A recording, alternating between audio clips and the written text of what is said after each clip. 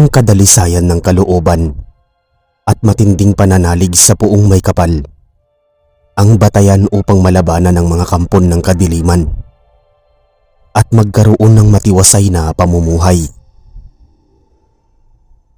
Magandang araw sa iyo, Sir Eric, at sa mga tagapakinig. Isa po ako sa inyong silent listener na patuloy na sumusubaybay sa inyong mga kwentong kababalaghan. Ako po si Ninya, at ang kwentong ibabahagi ko sa inyo ay karanasan ng aking kapatid na si Dindo noong sakristan siya sa maliit na simbahan na kanyang pinaglilingkuran sa aming baryo, kung saan nakilala niya ang paring nagtataglay ng medalyon ng San Miguel Arcangel. Nasa taong 1980, nakatira kami sa liblib na baryo sa bahaging San Nicolas, Pangasinan, at ipinanganak ang aking bunsong kapatid. Kasagsagan noon ng malakas na hagupit ng bagyo na sumira sa bubong ng aming bahay. Tinulungan kami ni Tiyo Manding na kinakapatid ng aming ina na magkatuwang sila ng aking ama na nagkumpuni ng nasirang bubong ng aming bahay. Pinangalanan ni Nanay Lydia na Dindo ang aking kapatid, at simula noong ipinanganak siya ay sinuwerte na ang aming pamilya. Noong kasagsagang nasa elementarya si Dindo ay nag-alaga ng manok ang tatay namin na ginamit niya sa pagsasabong. Halos ilang buwan din siyang siniswerte sa sugal at nakakapag-uwi ng napapalanunan. Pero hindi nagtagal ay nalululong siya sa bisyo na lubos na ikinabagsak namin. Tumigil sa pag-aalaga ng manok ang tatay namin ni Dindo at napagdesisyonan ng mangisda. Hindi nagtagal ay nakapanaginip si Nanay Lydia. Batay sa kanyang panaginip ay binisita siya ng isang anghel at nabanggit nito na darating ang isang araw at mapapalapit si Dindo sa simbahan. Mangangarap itong magsilbi sa Diyos at kinalaunan ay may makikilala itong dayong pari na makakapagbabago sa takbo ng kanyang buhay at makakapagbigay swerte sa aming pamilya. Pinanghawakan yun ni Nanay Lydia at dumalas na siyang sumisimba sa simbahan kasama ang aming pamilya. Naging daan ang pagsimba upang magkaroon ng interes si Dindo na magsilbi sa simbahan bilang sakristan. Hindi naman tumutol ang mga magulang namin at naisip pa ni Nanay Lydia na baka may katotohanan ang sinabi sa kanya ng anghel na dumalaw sa kanyang panaginip. Nasa 10 taong gulang pa lang si Dindo ay nagsilbi na ito sa maliit na simbahan at inabutan niya si Padre Luis na tubong Mindoro. Mabait ito at matiisin. Medyo may kabataan pa ito noong napadistino sa aming baryo. Inakala ng lahat na magiging mapayapa na ang aming baryo. Subalit dahil sa liblib at puno ng kababalaghan ay maraming mga insidente ng patayan ang nangyayari na may kinalaman ng mga aswang. Marami nang namamatay tulad ng mga kabataang lalaki at babae na nangangawala ang ibang bahagi ng katawan, gayon din ang mga lamang loob. Isang gabi ay nagtungo sa isang lamay sina Padre Luis, gayon din ang sakristan na si Elmer, gayon din ang kapatid kong si Dindo. Binasbasan at dinasalan ni Padre Luis ang bangkay ng isang batang babae na pinaniniwalaang pinatay ng aswang. Matapos na maisagawa ang pagbabasbas ay nagpasalamat ang mga kamag-anak ng namatay na bata kay Padre Luis. Hindi nagtagal ay nagpaalam na silang tatlo upang makauwi. Balak pa sanang sumama ni Dindo kay Padre Luis at sa anak-anakan nitong sakristan na si Elmer upang ihatid sila sa maliit na kubo na tinutuluyan ng mga ito malapit sa simbahan. Pero tumanggi sila at pinayuhan ni Padre Luis si Dindo na umuwi na sa aming bahay at kaya na nilang makauwi. Nagpaalam naman ng maayos si Dindo at sinabihan niyang mag-iingat ang mga ito sa pag-uwi. Naghiwa-hiwalay sila ng landas noong gabing yon. Kinaumagahan, nagulantang ang mga residente sa balitang namatay sina Padre Luis pati si Elmer. Natagpuan ang mga bangkay nila sa isang kasukalan. Tadtad sila ng mga sugat at sa katabi nila ay mayroong isang lalaking walang saplot at sunog ang buong muka. Teorya ng mga tao na posibleng pinatay ng aswang ang pari, pati ang sakristan, at ang lalaking katabi nila ay aswang. Nakita pa ng mga tao ang isang maliit na botelya na hawak ng pari na pinaniniwalaang sagradong tubig at mukhang napatay nila ang aswang kaya nasunog ang buong mukha nito. Kaso ay hindi sila nakaligtas at binawian sila ng buhay. Ganoon na lamang ang pagdadalamhati ni Dindo. Hindi siya pumasok sa paaralan sa loob ng isang linggo at halos nagkulong siya sa kwarto sa labis na pagdadalamhati sa pari, gayon din sa sakristan na naging kaibigan niya. Itinuring niyang ama't kapatid ang mga ito sa ilang taong pagsisilbi niya sa simbahan. Hinikayat lamang siya ni Nanay Lydia at hindi sinukuan sa araw-araw, kaya bumalik siya sa paaralan. At kahit papaano ay nawala ang tampo niya at nagbalik loob siya sa simbahan. Dumako ang isang araw ay may dumating na namang panibagong pari sa kanilang baryo. Father Reynaldo ang pangalan nito at medyo metikuloso ito sa kanyang katawan. Guwapo at simpatiko. Maganda din ang tindigan. May pagkamaselan din sa kalinisan. Palibasa ay lumaki siya sa pamilyang anak mayaman. Pero sanay na rin siya sa hirap sapagkat napupunta na siya sa iba't ibang parokya at marami na rin siyang mga naranasang hirap at pagdurusa. Gayon din ang pakikisama sa mga taong may iba't ibang personalidad. Ang isa lamang sa hindi magustuhang pag-uugali ni Dindo kay Padre Reynaldo ay mahilig ito sa magagandang dalaga. Maraming babae ang nahuhumaling sa kanya dahil sa taglay niyang kagapuhan at pagiging maginoo. Sa tuwing araw ng linggo ay parang napupuno ng tukso ang mga pag-iisip ng mga kadalagahan habang nakikinig sa mga sermon nito sa misa. Inakala ng lahat na matuwid siyang pari at hindi magpapadala sa tukso. Pero ang totoo ay patago itong nakikipagkita at nakikipag-usap sa mga dalagang nakakasalamuha nito. Magaling siyang magtago kaya walang ibang taong nakakaalam kung anong kalokohan ang kanyang ginagawa. Isang araw ay nadiskubre ni Dindo na may kasintahan itong nagngangalang Melinda na buhat sa kabilang sityo. Madalas niya itong nakikitang sumisimba tuwing araw ng linggo at mukhang nagtatagpo sila ng pari sa gawing kuprahan sa may bahaging bundok kung saan madalang ang mga kabahayan. Nagtangkang magtanong si Dindo kay Padre Reynaldo kung anong relasyon nito kay Melinda. Nagalit ang pari at sinabihan niya si Dindo na huwag magtanong ng mga bagay na hindi niya dapat malaman.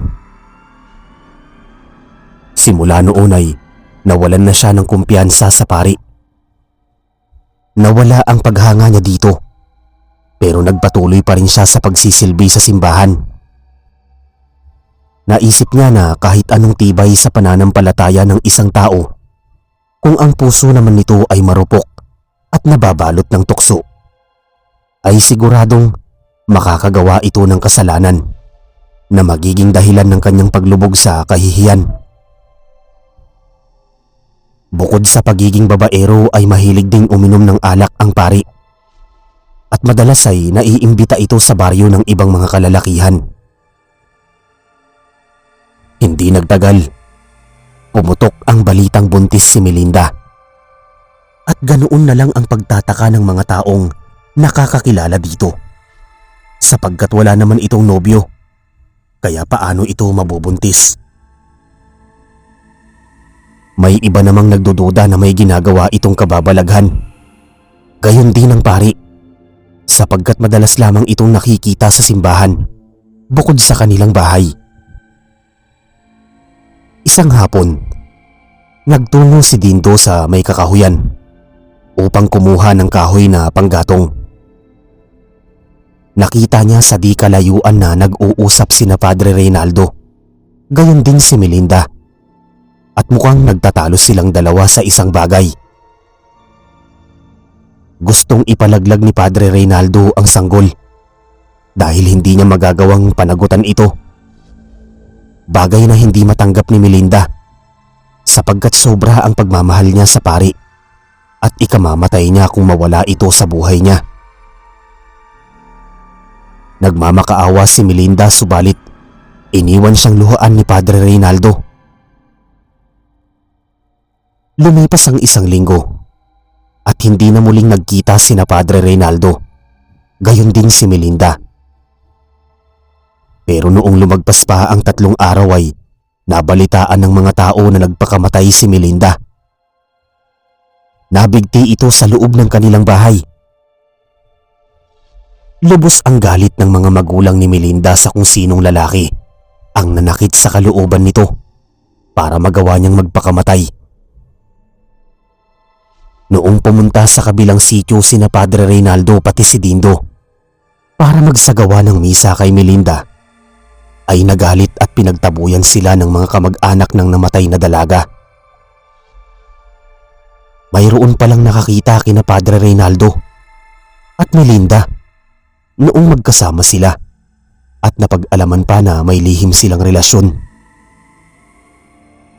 Nabunyag sa mga tao na si Padre Reynaldo pala ang nakabuntis kay Melinda at siya ang dahilan kung bakit ito namatay. Pinagbantaan pa siya ng mga magulang ni Melinda.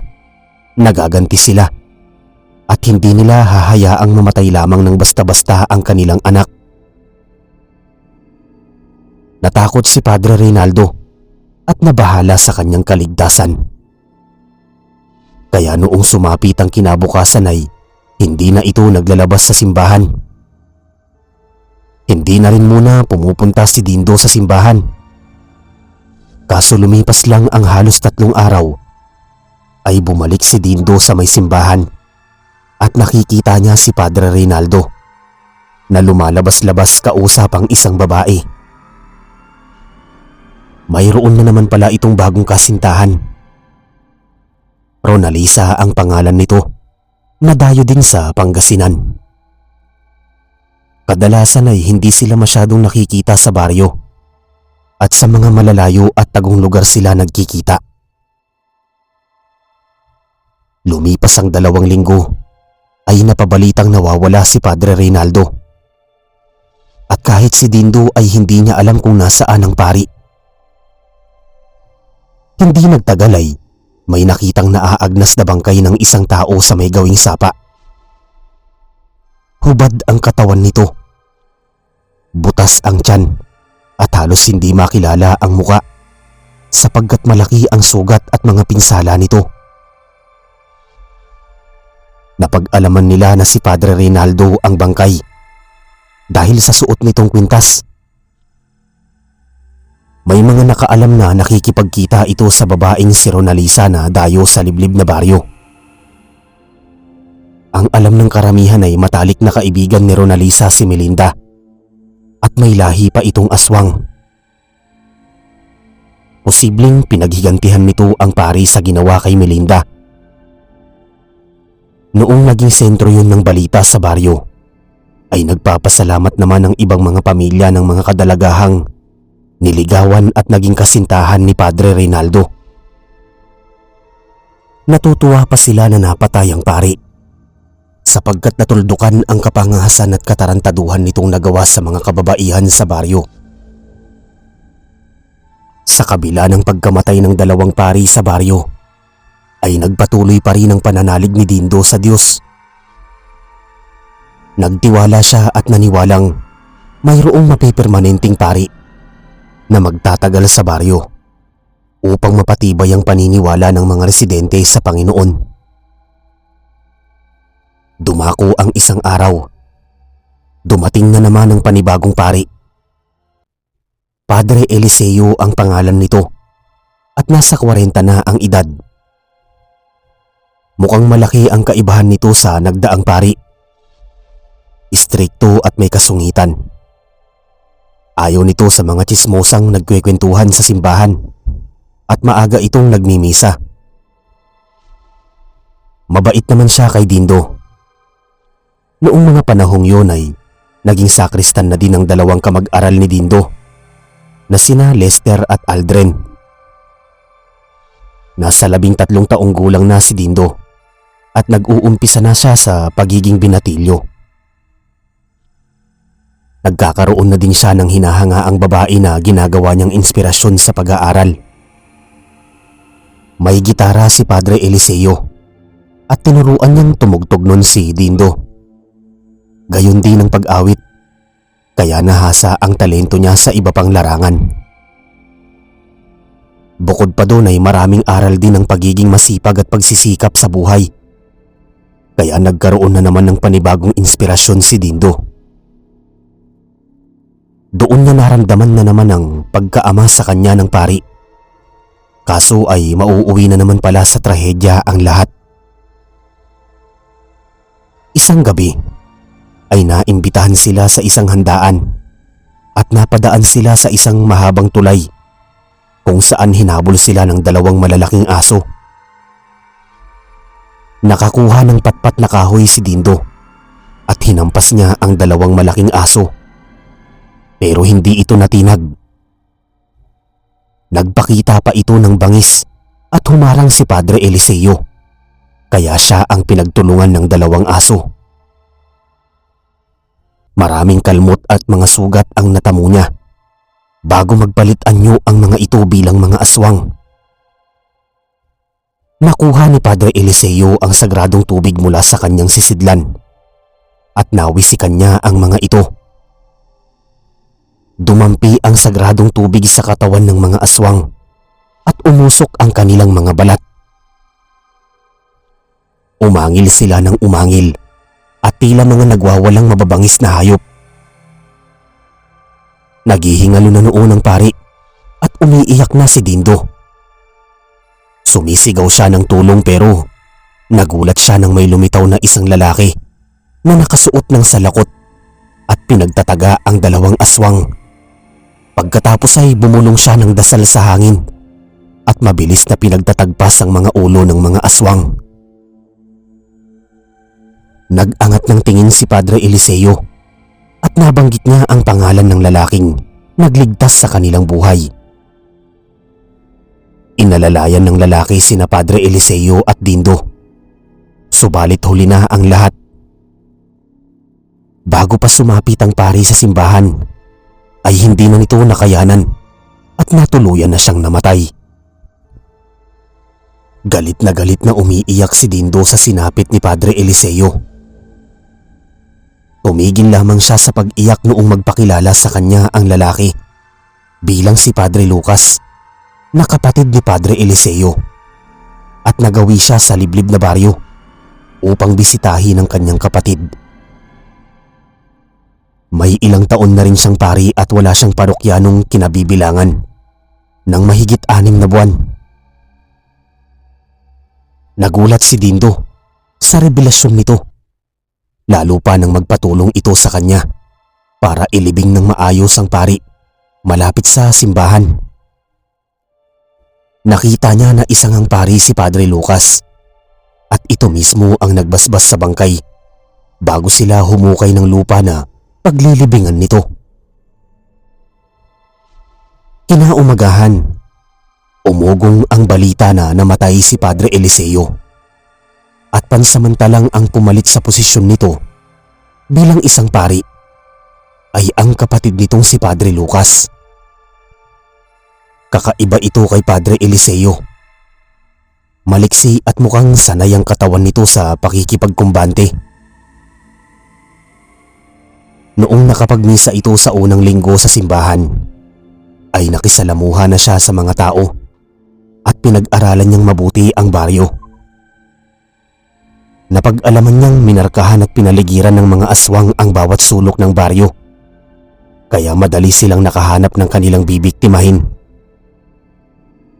Posibleng isa sa rason kung bakit kalimitan ay pari ang napapatay sa baryo ay dahil sa ayaw ng mga aswang na lumaganap ang kapangyarihan ng Diyos. Namangha sina Dindo, Lester at Aldrin sa angking galing at katalinuhan ng bagong dayong pari. Naipamalas pa nito ang kanyang kakayahan noong minsan silang maimbitahan sa pista sa Karatig Baryo at inabot sila ng hating gabi sa daan. Medyo malayo pa sila sa San Nicolas noong salubungin sila ng malalaking ibon at pilit silang dinadagit. Tumakbo sila ng mabilis at may inilabas na punyal na tanso si Padre Lucas. Bumulusok ang malaking ibon at kamuntik na siyang dagitin. Nang walang ano-ano ay sinaksak niya ang kaliwang mata ng ibon. Pagkatapos ay bumulong siya sa hangin. At dahil doon ay bumagsak ang ibon sa lupa. Gayon din ang kasamahan pa nitong dalawang ibon. Saglit na nanginig ang buong katawan ng mga ito. At makalipas ang ilang sandali ay nagpalit ng anyo bilang mga aswang. Lumapit sa kanila si Padre Lucas at sinabuyan sila ng sagradong tubig. Umusok ang mga katawan ng mga aswang.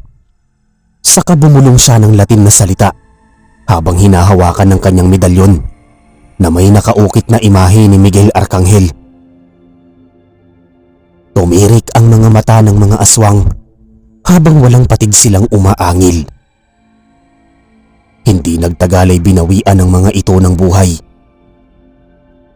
Pinagtulong-tulungan nilang buhatin at ibaon sa lupa ang mga nasunog na bangkay ng mga aswang. Pagkatapos ay tinabunan ng abo ni Padre Lucas at bumuo siya ng mahabang ritual bago sila umalis sa lugar na yon. Marami pa silang mga kagilagilalas na karanasan at unti-unting nalaman ng magkakaibigang sakristan na gumagamot pala si Padre Lucas ng mga taong nayayanggaw o sinasaniban ng masamang espiritu gamit ang kanyang medalyon ng San Miguel Arcangel. Ipinagtapat sa kanila ni Padre Lucas na namatay sa karamdaman ng mga magulang nila ni Padre Eliseo. Kaya napilitan silang kupkupin ng kanilang mga kamag-anak. Napahiwalay sina Padre Eliseo at napunta siya sa mga kapatid ng kanyang ama.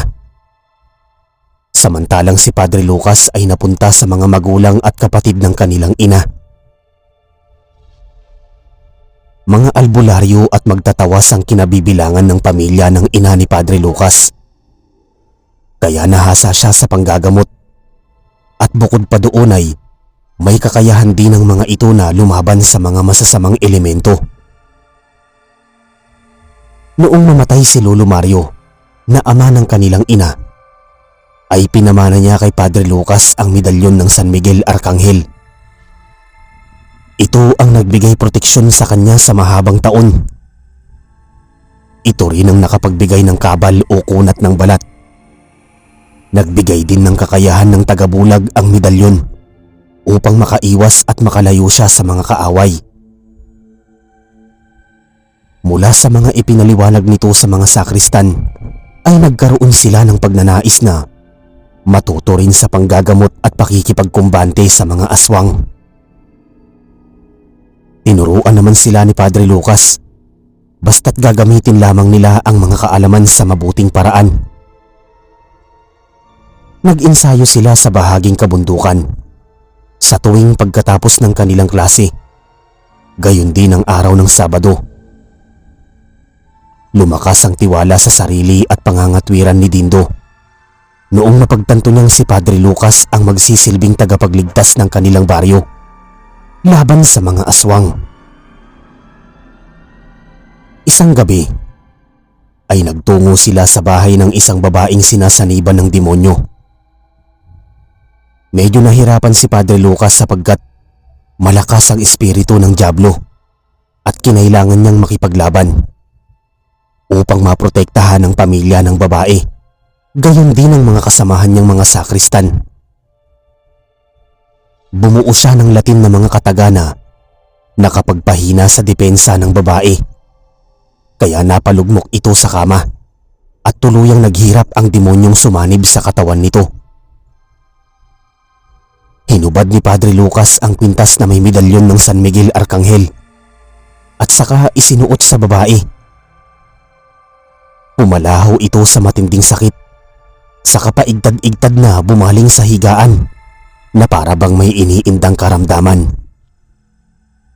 Unti-unting nawawala mula sa kanyang tinig ang boses ng demonyo at hindi nagtagal ay bumalik siya sa dating katinuan.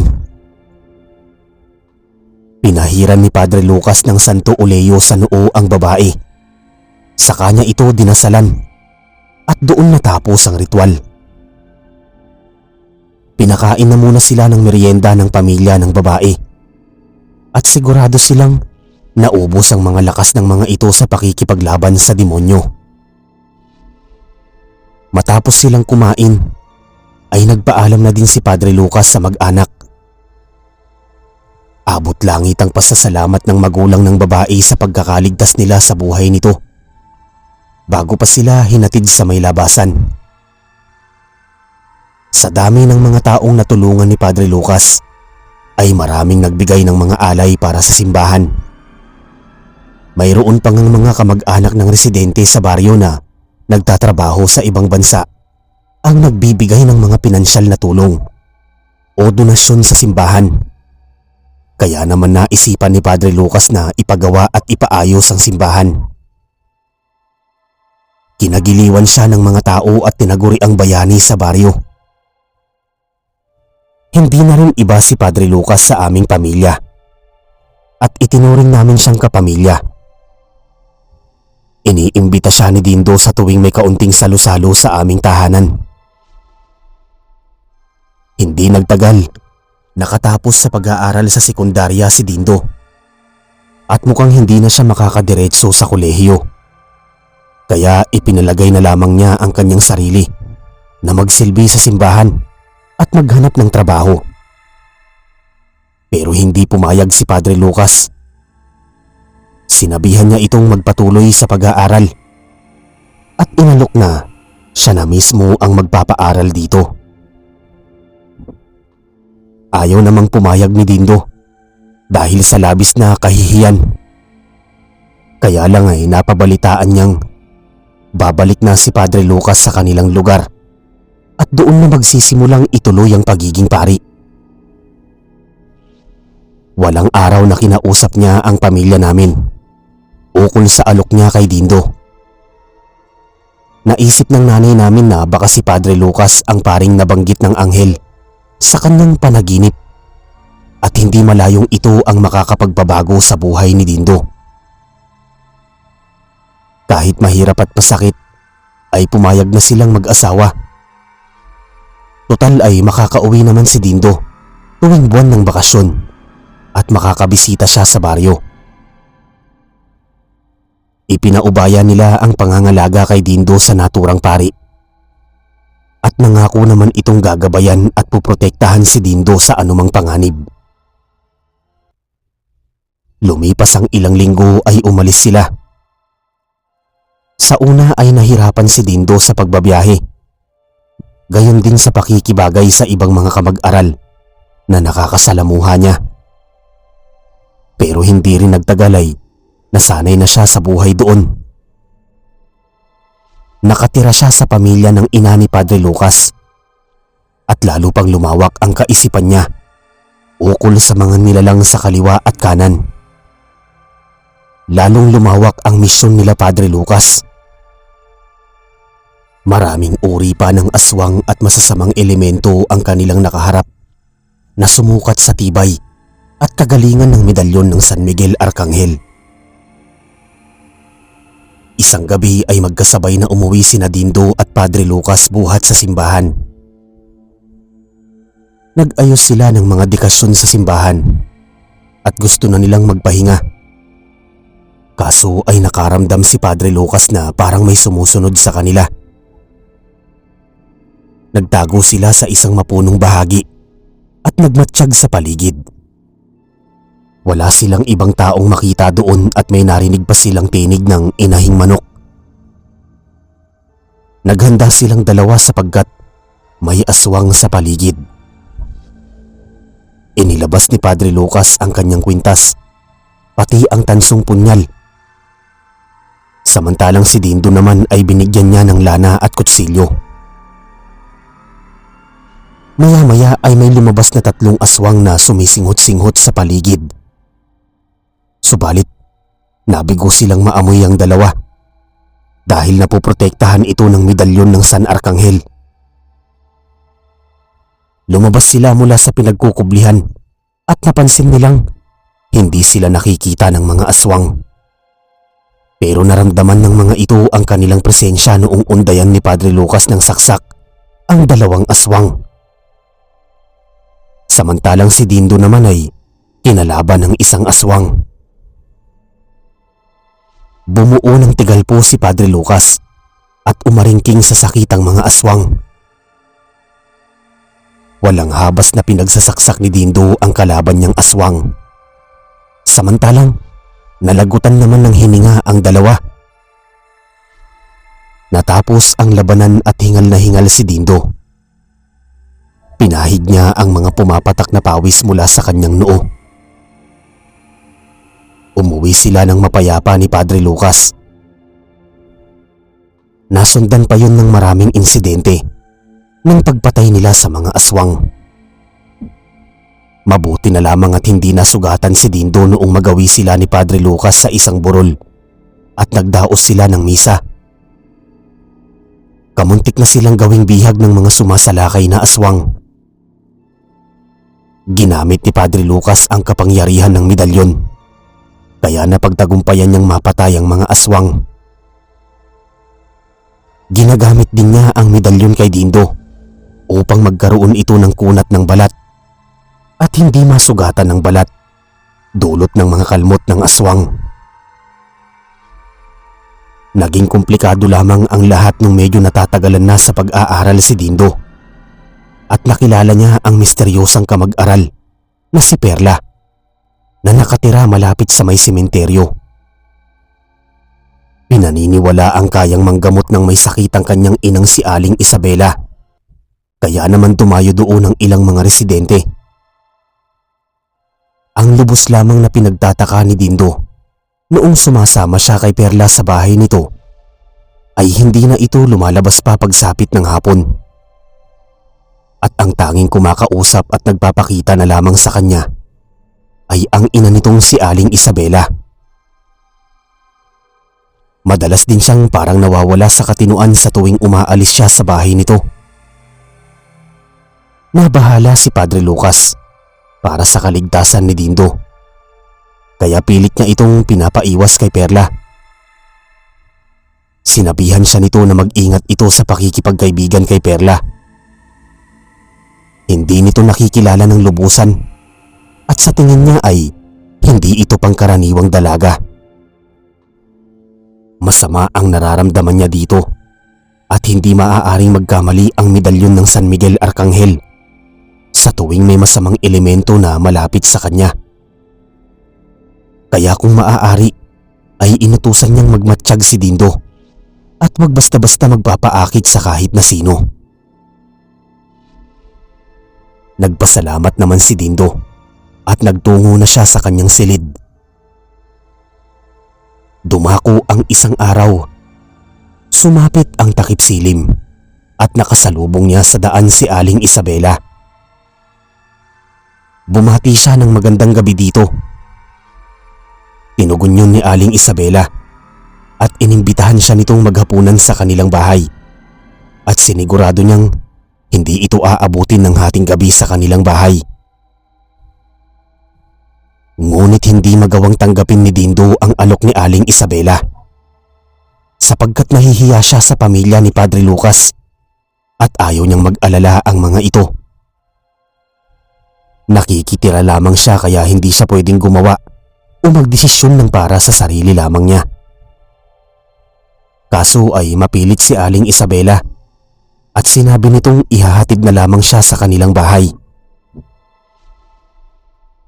Sa sandaling yun ay hindi nakatanggi si Dindo at kusa siyang sumama kay Aling Isabela. Noong una ay hindi siya naghihinala at wala naman siyang nakikitang mali sa pinapakita nito.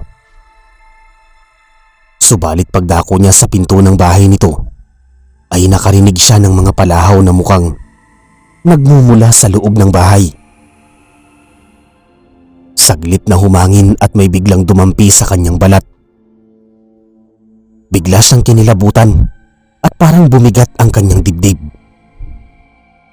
Mayroon pa siyang narinig na umiiyak na bata mula sa bahay ni Aling Isabela. Tumingin sa kanya si Aling Isabela at tinanong kung may problema. Tumugon siya at sinabing may naririnig siyang mga umiiyak na mga bata na nagmumula sa bahay na ito. Napangiti si Aling Isabela at nagwika na huwag niyong intindihin dahil mga ginagamot niyang mga bata ang naririnig nito. Ang ilan sa kanila ay nangabalian at ang ilan ay may matinding karamdaman. Mukha namang nakontento si Dindo kaya pumasok siya sa loob ng bahay. Pinaupo na muna siya ni Aling Isabela sa may sala. Tinatanong niya si Perla at nabanggit ng ina nito na nasa silid tulugan at nag-aayos ng mga gamit. Iniwan na muna ni Aling Isabela si Dindo at pinayuhang maghintay habang naghahanda siya ng lulutuin. Naging masunurin naman si Dindo at naghintay siya ng naghintay hanggang sa dinalaw na siya ng kaunting antok. Dumungaw siya sa bintana at napansin niyang madilim na sa labas. Gumabi na pala at hindi pa rin bumabalik sa sala si Aling Isabela. Kaya naman nagawa na niyang maglakad-lakad. Medyo malaki ang bahay nito na inaabot ng 2 palapag. Naglakad-lakad pa rin siya at dumako siya sa may kusina. Subalit wala doon si Aling Isabela. May naririnig siyang mga humihikbing kabataan sa hindi kalayuan. Hindi na sana niya papansinin, kaso lumalakas ang mga pagsigaw nito at tila mga humihingi ng saklolo. Inalam niya kung saan nagmumula ang mga tinig hanggang sa mapansin niya ang isa pang silid malapit sa may palikuran. Nakaawang ang bahaging pinto at sumilip siya sa loob. Doon siya kinilabutan sa kanyang mga nakita. Sa isang malaking silid ay may mga nakasalampak na 4 na kabataang lalaki na nakagapos ang mga kamay at paa. Samantalang may isang binatilyong namimilipit sa sobrang sakit, habang si Aling Isabela ay nagwawasiwas ng kanyang mga kamay. At sa bawat pagkumpas ay tila nakapagbibigay yun ng kirot at sakit sa binatilyo. Hindi pa doon nagtatapos ang lahat. Bumulong ng kakaibang Latin na lingwahe si Aling Isabela at bumulagta siya sa lupa. Nanginig na parang sinasapian. Makalipas ang ilang sandali ay biglang nangulubot ang kanyang balat. Namuti ang mahabang buhok at humaba ang mga kuko sa kamay at paa. May lumitaw na maitim at mahabang tungkod sa katabi nito. Nangamatay ang lahat ng sindi ng kandila sa loob ng silid at biglang may lumitaw na malaking bulto na animoy isang demonyong may mapupulang mga sungay. Dambuhalang dyablo na may kalupitan at nakakapangilabot ang anyo. Sinabihan nito si Aling Isabela na matandang hukluban at inutosang patayin ng mga bata. Humalakhak ng pagkalakas-lakas ang naturang dyablo na dumagundong sa buong kabahayan. Napaatras si Dindo sa sobrang takot at nagmamadali siyang lumabas ng bahay. Agad siyang napansin ng dyablo. Bumungis-ngis siya at inutusan ng matandang hukluban na patayin si Dindo. Inilabas ng matandang hukluban ng kanyang mahabang kutsilyo. Subalit mabilis na sinalag ni Dindo. Tumalsik ang kutsilyo at nakipagtagisan ng lakas ang hukluban. Pinagtatadyakan niya at sinuntok si Dindo. Pero matibay pa rin siya sa pakikipaglaban. Inilabas niya ang Santo Uleo at ibinuhos sa mukha ni Aling Isabela at doon ay nagbagong anyo ito bilang isang perla. Napagtanto ni Dindo na iisa lamang pala si Aling Isabela at perla. Gumagamit ito ng itim na mahika upang makapanloko sa ibang tao. May kung anong lumabas na maitim na espiritu sa katawan ni Perla at nawalan ito ng malay. Huli na ang lahat bago pa niya mailigtas ito sapagkat binawian na ito ng buhay. Maya-maya ay nagbukas ang pinto at tumambad sa harapan ni Dindo si Padre Lucas. Dali-dali itong pumasok sa loob ng bahay at napansin niyang nakahandusay si Perla.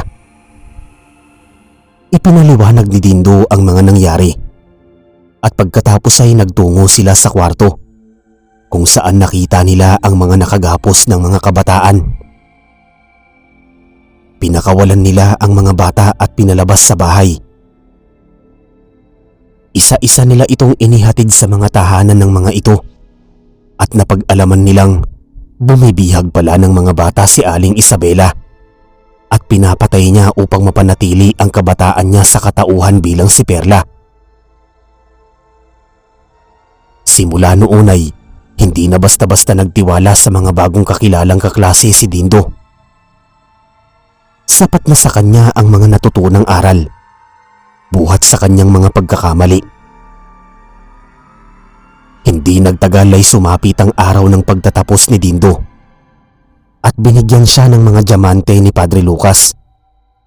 Bagay na lubos niyang ikinagulat. Batay dito, dati-rati ay may minahan ng kanilang pamilya at may itinatago silang diamante sa kanilang bahay. Alam niyang busilak ang kalooban ni Dindo at gusto nitong matupad ang mga pangarap niya sa buhay. Kaya ipinagkaloob niya ang bagay na yon. Ipinagpasalamat yun ni Dindo at malaki ang utang na loob niya kay Padre Lucas. Maayos siyang nagpaalam dito, pati sa pamilya nito, bago siya nagbakasyon sa baryo. Baon niya ang mga aral, kaalaman at kasanayan noong makabalik siya sa aming bahay. At kita ko ang malaking pagbabago sa kanyang personalidad. Nakatulong ang mga diamante upang mabago ang takbo ng buhay ng aming pamilya. Naipaayos ni Dindo ang aming bahay. Natulungan niyang makawala sa pangingisda at paglalabandera ang aming magulang. Binigyan niya ang mga ito ng sariling negosyo at tinulungan din niya akong makahanap ng maayos na hanap buhay. At kahit mayroon na akong sariling pamilya, ay patuloy pa rin niya akong dinadamayan sa oras ng pangangailangan. Nang makatapos siya sa pag-aaral ng pagkapari at naganap ang inaugurasyon, ay humanga sa kanya si Padre Lucas sapagkat magkakaroon na din ng permanenteng pari sa aming baryo at hindi na kailangang mapasukan ng mga dayuhang pari. Naglingkod si Dindo sa aming baryo at siya ang itinalagang pari. Malaki ang paghanga at talagang ipinagmamalaki namin siya. Napatibay niya ang pananalig ng mga tao sa aming lugar at siya ang pinakabatang pari na na permanenteng magpalaganap ng Katolisismo sa baryo. Sa kasalukuyan ay matandang pari na si Dindo, pero patuloy pa rin siyang naglilingkod sa aming baryo. Matagal na rin na namatay ang aming mga magulang at namatay na din si Padre Lucas. Pero bago pa siya mamatay, ay ipinamana niya kay Dindo ang medalyon ng San Miguel Arcangel bilang kanyang tagapagmana at tagapagpatuloy ng kanyang misyon. Sadyang malaki ang pagmamahal niya kay Dindo, kaya itinuring niya itong pawang anak. Dito ko na po tatapusin ang kwento. Sana ay marami kayong aral sa buhay na natutunan, buhat sa karanasan ng aking kapatid, partikular sa dayong pari sa aming liblib na baryo. Maraming salamat po Sir Eric sa inyong pagbibigay oportunidad upang maibahagi sa mga tagapakinig ang ipinadala ko pong kwento. Pagpalain nawa kayo ng poong may kapal.